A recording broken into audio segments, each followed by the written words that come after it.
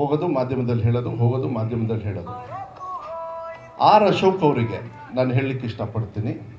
R Ashok ಅವರೇ, ಇವತ್ತು ನಿಮ್ಮ ಮೇಲೆ ಭ್ರಷ್ಟಾಚಾರದ ಒಂದು ದೊಡ್ಡ ಹೊರೆ ಇದೆ.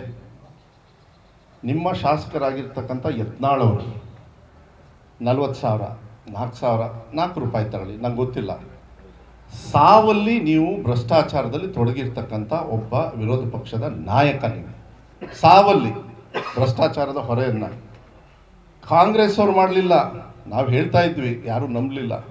ಪಾಪ ಯತ್ನಾಳ್ ಅವರು ಹಗಲು ರಾತ್ರಿ ಮಾನ ಮರ್ಯಾದೆ ಎಲ್ಲ ತೆಗೆದಾರಪ್ಪ ಅವರು. ಅವ್ರ ಪಕ್ಷದವ್ರೆ. ನಿಮಗೆ ಏನು ನೈತಿಕ ಹೊಣೆ ಇದೆ ನನ್ನ ರಾಜೀನಾಮೆ ಕೇಳೋದಕ್ಕೆ?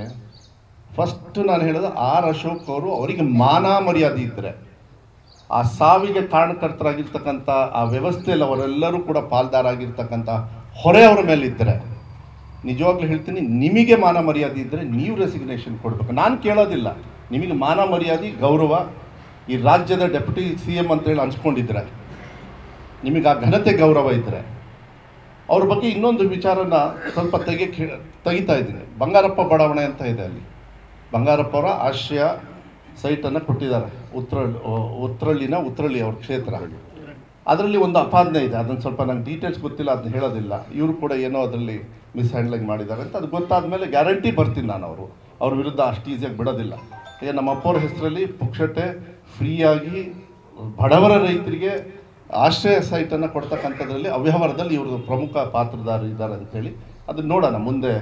ನಾನು ಅದು ಯಾವ ರೀತಿ ತೊಗೊಳ್ಬೇಕೋ ನಾನು ತೊಗೊಳ್ತೀನಿ. ಅದಕ್ಕೆ ಮಾನ್ಯ ಅಶೋಕ್ ಅವರೇ, ನಿಮಗೆ ನಿಜವಾಗ್ಲೂ ಗೌರವ ಇದ್ದರೆ, ಘನತೆ ಇದ್ದರೆ, ಮಾನ ಮರ್ಯಾದೆ ಇದ್ದರೆ, ನನ್ನ ರೆಸಿಗ್ನೇಷನ್ ಅಲ್ಲ, ನೀವು ರೆಸಿಗ್ನೇಷನ್ ಇಟ್ಟು ಗೌರವದಿಂದ ಈ ಭಾರತಾಂಬೆ ಅಂತ ಹೇಳಿ ಹೆಸರು ಇಟ್ಕೊಂಡು ಹೋಗ್ತಿರಲ್ಲ ನೀವು BJP ಅವರು, ಫಸ್ಟ್ ಆ ಗೌರವ